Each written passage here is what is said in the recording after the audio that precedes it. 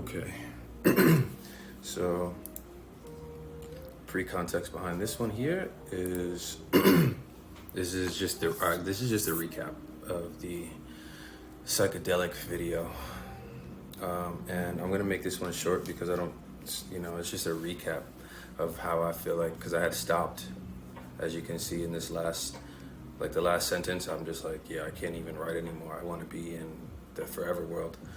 So I the next day wrote what my thoughts were. So now it's 1/7 at 3:13. I just want to quickly reflect on Friday night's trip. So here it goes. The best way I could explain the beyond by referencing the DMT trip on Doctor Strange. I was literally in another dimension where I saw Egyptian-like pharaohs dressed in all white robes with gold trim. They were so godlike it is unexplainable. They were just looking at me and telepathically reminding me of what I need to do to experience the beyond when I die. It is truly a place that you have to earn to be at. Earning through a lifetime of worship and developing your godlike abilities while on earth. If not, then you will just be summoned here for another lifetime. I realize all the problems facing humanity today, and I realize that the only way for us to get back to the right way of being is to literally be reborn again as an entire population. We must all die first so we can get rid of this selfish mentality that we have all developed. Everyone cares about themselves first, which is the fundamental problem that we face. Everybody that we idolize here on earth is not going to be granted access into infinity because they are all selfish. We have chosen to idolize people who have earthly possessions but will never get to heaven or infinity. I'm just gonna break this. I'm just gonna go to a little excerpt that I have here. All right, so this here, let me open it up. So these are like the actual specific part in the in the sentences. So here, this is associated with the first paragraph here. My response here was in regards to the Egyptian pharaohs that I thought that I saw. The beings that you saw were the gatekeepers to the next realm of consciousness. It is the realm of consciousness that is referred to on your planet as being the next stage of evolution, often given different names in different cultures: nirvana, heaven, enlightenment, etc. They will bring you through a process by where you are judged by your own subconscious on how you acted during your life. It is the same process that is sometimes referred to as the, quote, weighing of the hearts against a feather from Egyptian culture. If you have a heart that's heavy due to dense and low vibrational frequencies of fear and regret, then you will not be granted you will not be granted entry into that realm. However, if your heart is filled with light and high vibrational frequencies of peace and love, then you are granted access to go on past these first set of gatekeepers, which is considered the first hour, and on to gate 2.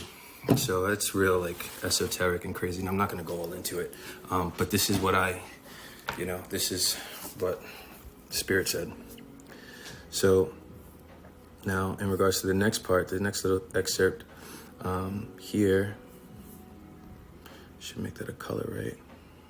Okay, so this in regards to this section, my response to that part, I realize the problems facing humanity today and realize that the only way for us to get back to the right way of being is to literally be reborn again as an entire population. We must all die so that we can get rid of this selfish mentality that we have developed. Everyone cares about themselves first, which is the fundamental problem that we face. Everybody that we idolize here on earth is not going to be granted access to infinity because they are all selfish. We have chosen to idolize people who have earthly possessions but will never get to heaven or infinity. Every celebrity is more devilistic than they are godly. Your realization of the problems facing humanity today are correct. Unfortunately, people have become slaves to their material possessions, and people now look up to and idolize people based on the amount of material possessions that they have. So in that way, things are flawed because the love of material possessions is the opposite of loving yourself. And if people look up to people who love material possessions, and they are looking up to people who are teaching them the opposite of truth. Then they are looking up to people who are teaching them the opposite of truth. So, you know, I'm just gonna really quick hit the camera, right? For whoever thinks that that's crazy, I know, whatever. But the truth will, you know, the truth sounds crazy because you've been lied to your whole life. All right, next part is which one? This one? All right, so this is the next section. Let's color this one too. Let's see what's that. Okay, so now I said, during the height of my trip, I felt like I was jerked light years away and saw everything in the beyond. My recollection at this very moment is subpar, but I remember having to be slowly brought back to this dimension and back into my body, which was laying on the bed. It was at this point that I realized I had left this dimension for a brief period of time. And then the answer from Spirit is, you were. Saying you were jerked out of this dimension, dummy. Okay. All right, so just to finish, during the height of my trip, I felt like I was jerked light years away and saw everything in the beyond. I realized was that God was neither a he or a she, but rather had no sex. Sex was created to be an earthly thing, and the male, female, yin, yang are earthly things. God could be neither because its actions would be geared towards the appeasement of the other sex, which is animalistic and therefore earthly.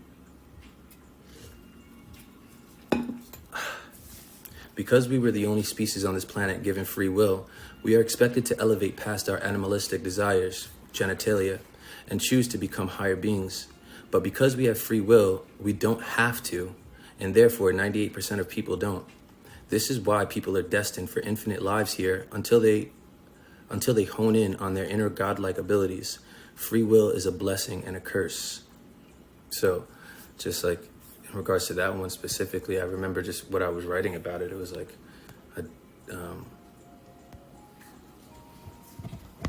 you know, free will is a blessing and a curse, because it's a blessing because we do have the ability to do things that other living beings don't have the ability to do, like choose things, you know?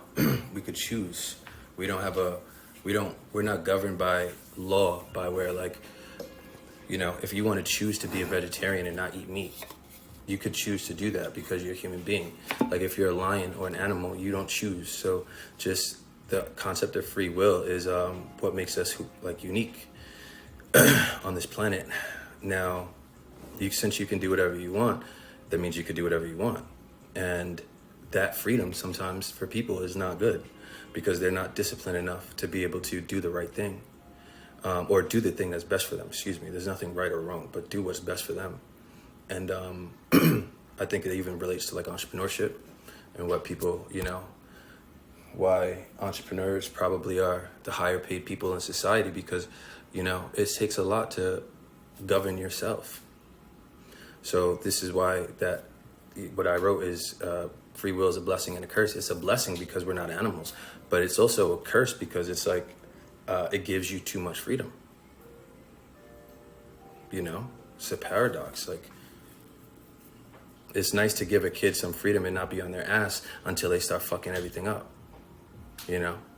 So, yeah, and there's one more. All right, I saw exactly where people go when they achieve a deep level of meditation. With the gazillion things going on around you, to be able to achieve that Zen-like state is truly phenomenal feat. It's like being tuned into a certain frequency amongst millions of other frequencies going on around you.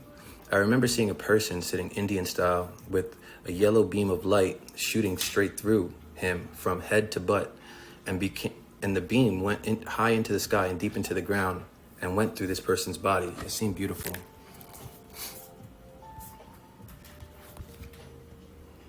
That's it. Hope you liked. If you didn't, peace. Let me not be an asshole. If you didn't, I don't really care. But I thought it was pretty unique. I think all of my psychedelic trips are pretty unique because I feel like I get the most real downloads at those times.